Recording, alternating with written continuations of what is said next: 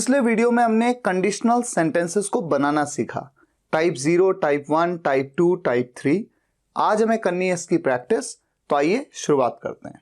Sentence number 1, अगर कुत्तों को प्यार करो तो वे अपनी पूंछ हिलाते हैं। सोचिए कि किस तरह का कंडीशनल सेंटेंस है, टाइप 0 है, टाइप 1, 2 या 3 है। अगर आपको ध्यान हो, मैंने आपको बताया था अगर ये होता है तो वो होता है। इस तरह का सेंटेंस टाइप 0 का सेंटेंस होता है। यहां पर क्या हो रहा है, अगर हम कुत्तों को प्यार करते हैं तो वो अपनी पूंछ हिलाते हैं। यही तो सेंस है ना, कुत्तों को प्यार करो मतलब अगर कुत्तों को प्यार करते हैं, कौन करते हैं, हम करते हैं।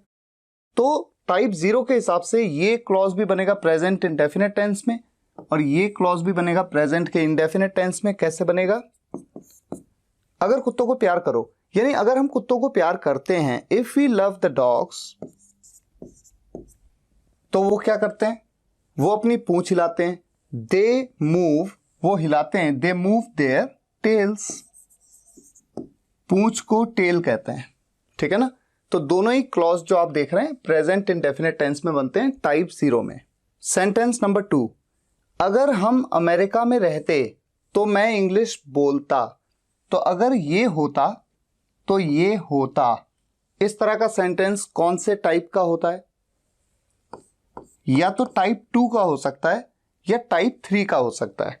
डिपेंड करता है किस बात पे, जो स्टेटमेंट हम कह रहे हैं। अगर हम अमेरिका में रहते तो मैं इंग्लिश बोलता, ऐसा हो सकता है ना कि अभी भी अगर मुझे अमेरिका भेज दिया जाए, मैं वहां रहने लगूं तो मैं इंग्लिश बोलने लगूं, ऐसा हो सकता है। तो ये एक पॉसिबल स्टेटमेंट है, इसलिए टाइप 2 का स्टेटमेंट है। ऐसे में जब आप सेंटेंस को बनाते हैं तो कैसे बनाते हैं, इफ हम अमेरिका में रहते, पास्ट इंडेफिनिट टेंस की तरह। कौन रहता, हम रहते। पास्ट इंडेफिनिट टेंस में वर्ब की सेकंड फॉर्म, वी लिव्ड, कहां पर, अमेरिका में, इन अमेरिका। तो मैं क्या करता, मैं इंग्लिश बोलता। टाइप 2 में आप वुड का यूज करते हैं, वुड के बाद वर्ब की first form, I would speak English. तो ये पूरा सेंटेंस क्या बना, if you lived in America I would speak English. Past indefinite tense में ये वाला क्लॉज और यहां पर वुड का यूज। अगर इस सेंटेंस को मैं ऐसे कह दूं तो मैं इंग्लिश बोलता को हटा दूं और कह दूं बोल पाता। अगर हम अमेरिका में रहते तो मैं इंग्लिश बोल पाता। If you lived in America, I would की जगह क्या आ जाएगा फिर, could, I could speak English. ये बात मैंने आपको टाइप 2 में बताई थी। सेंटेंस नंबर 3, अगर हम अमेरिका में रहते तो मैं इंग्लिश बोल रहा होता। अब यहां पर आ गया रहा होता, पिछली बार क्या था, मैं इंग्लिश बोलता, तो रहा आ गया। तो बस क्या चेंज करना है, अगर हम अमेरिका में रहते, ये तो सिंपली है, if you lived in America, मैं इंग्लिश बोल रहा होता। वुड का यूज तो करेंगे टाइप 2 में, लेकिन रहा रही रहे आ गया, वुड बी का यूज करेंगे, उसके बाद आईएनजी लगा देंगे। बोलने को स्पीक कहते हैं, स्पीक के आगे ING, I would be speaking English. ये बना पूरा sentence, if you lived in America I would be speaking English. Sentence number 4, अगर पेपर थोड़ा और आसान आता तो मेरे नंबर अच्छे आ गए होते। अगर पेपर थोड़ा और आसान आता या होता, बात एक ही है। इस सेंटेंस को देखकर आप बता सकते हैं कि जो पेपर है, जिस पेपर की बात हो रही है, वो तो ऑलरेडी हो चुका है। तो ऐसे में वही पेपर दोबारा तो हो नहीं सकता, इसलिए टाइप 3 का सेंटेंस है। और टाइप 3 के सेंटेंस में हम ये जानते हैं कि इफ के साथ में हैड बीन का यूज होता है होता के केस में। तो अगर पेपर थोड़ा और आसान होता, if the paper had been little easier, if the paper had been a little easier, थोड़ा और आसान होता, तो मेरे नंबर अच्छे आ गए होते, यानी मैंने स्कोर कर दिया होता बेटर, और अच्छे आ गए होते यानी बेहतर आए होते। आई would have scored better. Type 3 के सेंटेंस में आप जानते हैं वुड हैव का यूज होता है अगले क्लॉज में, और यहां पर यूज होता है हैड बीन का होता के केस में। तो ये बना आपका sentence, if the paper had been a little easier I would have scored better. एक बात तो ये हो गई। दूसरा मैंने आपको बताया था कि इफ की जगह पे आप हैड का यूज कर सकते हैं और तब यहां पर आपको हैड का यूज नहीं करना है। तो इसी सेंटेंस को आप इस तरह से भी बना सकते हैं, had the paper been a little easier I would have scored better. तो ये हैं इस सेंटेंस को बनाने के दो तरीके। सेंटेंस नंबर 5, अगर मैं करोड़पति होता तो मैं गरीबों की मदद कर पाता। तो अगर ये होता तो मैं ये करता, ये मैं कर पाता। ये सेंटेंस कौन से टाइप का है? अच्छा, पहले स्टेटमेंट को देखिए। अगर मैं करोड़पति होता, इसका मतलब इस वक्त मैं करोड़पति नहीं हूं। एक बात तो क्लियर हो गई। लेकिन मैं कह रहा हूं अगर मैं करोड़पति होता तो मैं गरीबों की मदद कर पाता। ये संभव है बात या नहीं है? संभव तो है। हो सकता है कि कल ही मेरी कंपनी की बहुत अच्छी ग्रोथ हो जाए या फिर मेरी कोई लॉटरी लग जाए और मैं करोड़पति बन जाऊं, तो मैं गरीबों की मदद कर सकता हूं। तो ये जो बात है कि अगर मैं करोड़पति होता, ऐसा हो सकता है कि मैं करोड़पति बन ही जाऊं। तो ये पॉसिबल स्टेटमेंट है, इसलिए टाइप 2 का सेंटेंस है। और कंडीशनल टाइप 2 के सेंटेंस में आप ये जानते हैं, अगर के लिए इफ मैं करोड़पति होता, जैसे टाइप 3 में हमने हैड बीन का यूज किया, टाइप 2 में मैंने आपको क्या बताया था, आई के साथ क्या यूज करते हैं, वर। जनरली आई के साथ हमेशा वॉज लगता है, लेकिन कंडीशनल सेंटेंसेस टाइप 2 में हमेशा वर का यूज करते हैं, चाहे कोई भी सब्जेक्ट हो। इफ आई वर, अगर मैं होता, क्या करोड़पति को आप करोड़पति भी कह सकते हैं या मिलनेयर कह सकते हैं। If I were a millionaire, अगर मैं करोड़पति होता, if I were a millionaire, तो मैं क्या करता, मैं गरीबों की मदद कर पाता। पाता के लिए could, I could help the poor. और अगर इस सेंटेंस को मैं ऐसा कहूं, अगर मैं करोड़पति होता तो मैं गरीबों की मदद करता, ये पा नहीं पा हटा दूं, करता, मैं गरीबों की मदद करता। ऐसे में कुड की जगह आप क्या यूज करेंगे, वुड। अच्छा, अगर मैं ऐसा कह दूं, अगर मैं करोड़पति होता तो मैं गरीबों की मदद कर रहा होता, कर रहा होता कह दूं मैं, तो रहा होता के लिए मैंने आपको क्या बताया था अभी थोड़ी देर पहले, रहा रही रहे आ गया। ऐसे में वुड के साथ बी का यूज, आई वुड बी, और हेल्प की ING form helping. If I were a millionaire I would be helping the poor. Sentence number 6, अगर मैं करोड़पति नहीं होता तो मैं गरीबों की मदद कैसे कर पाता। इस स्टेटमेंट को देख करके क्या बता सकते हैं कि ये टाइप 2 का है कि टाइप 3 का है। देखिए, जब हम कहते हैं कि अगर मैं करोड़पति होता तो मैं ऐसा करता या मैं ऐसा करता, इस तरह का, ठीक है, आज नहीं हूं, आने वाले कल में हो सकता हूं, तो पॉसिबिलिटी है। लेकिन ये बात जब आप देखते हैं, अगर मैं करोड़पति नहीं होता तो मैं गरीबों की मदद कैसे कर पाता, इसका मतलब मैं करोड़पति ऑलरेडी हूं और मैं गरीबों की मदद भी कर रहा हूं। तो इम्पॉसिबल है कि बीते कल में चला जाऊं और फिर करोड़पति ना रहूं और गरीबों की मदद ना कर पाऊं। यह बात इम्पॉसिबल है, यह स्टेटमेंट इम्पॉसिबल है होना कि मैं करोड़पति ना रहूं। तो मैं तो कह ही रहा हूं कि मैं करोड़पति नहीं होता तो मैं ऐसा कैसे करता, यानी मैं करोड़पति ऑलरेडी हूं और मैं गरीबों की मदद भी कर रहा हूं। तो इम्पॉसिबल स्टेटमेंट है इसका उल्टा, कि मैं करोड़पति ना रहूं, क्योंकि मैं तो ऑलरेडी हूं। बीते कल में जाके ना रहूं, ऐसा कैसे पॉसिबल होगा, इसलिए इम्पॉसिबल स्टेटमेंट है, टाइप 3 का सेंटेंस है। जब इस सेंटेंस को बनाया जाता है, अगर इफ होता के लिए हम हैड बीन का यूज करते हैं, टाइप 3 में नहीं होता यानी had not been. If I had not been a millionaire, तो मैं गरीबों की मदद कैसे कर पाता। इंटरोगेटिव सेंटेंस है। कैसे के लिए हाउ कहते हैं, हाउ। अब आप जानते हैं टाइप 3 में पाता या सकता, सकता था या पाता के लिए कुड हैव का यूज करते हैं। तो मॉडल वर्ब्स में आपने देखा है कुड को पहले लाते हैं, उसके बाद सब्जेक्ट आता है। हाउ कुड आई हैव, और उसके बाद वर्ब की थर्ड फॉर्म। हेल्प करना को हेल्प, मदद करने को हेल्प कहते हैं, हेल्प की थर्ड फॉर्म हेल्प, गरीबों की help the poor, question mark. तो इस तरह से सेंटेंस बनेगा, if I had not been a millionaire how could I have help the poor. और जैसा कि मैंने आपको पहले भी बताया, टाइप 3 के सेंटेंसेस में हैड को यहां से हटा दो और यहां पर ले आओ। इफ की जगह पे मैं कह सकता हूं had I not been a millionaire how could I have help the poor. Sentence number 7, अगर उस दिन मम्मी ने हाँ कहा होता तो मैं खेलने जा सकता था। उस दिन यानी कोई दिन था, वो बीते कल का कोई दिन था। उस दिन हुआ क्या, एक्चुअली मम्मी ने हाँ नहीं कहा, मम्मी ने ना कह दिया और मैं खेलने नहीं जा पाया। तो क्या ये संभव है, क्या ये पॉसिबल है कि हम इस स्टेटमेंट का उल्टा हो जाएं, यानी कि उस दिन ऐसा हो जाए, बीते कल में उस दिन चले जाएं वापस और फिर मम्मी हाँ कह दे और मैं खेलने चला जाऊं?